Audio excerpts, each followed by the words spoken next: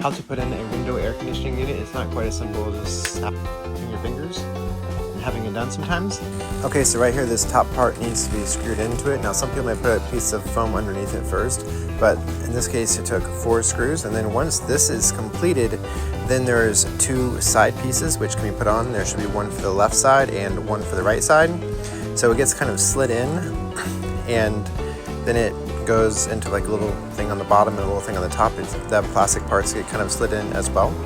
Okay, so it's time to put it in the window, and it should take about 5 screws in this case, 1 in the top middle and 2 screws, 1 on each side, on the top of each wing and the lower part of each wing.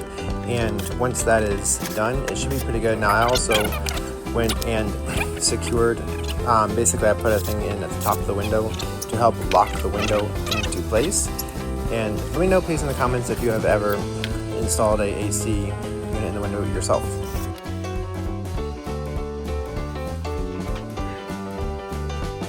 One tip for a window air conditioning unit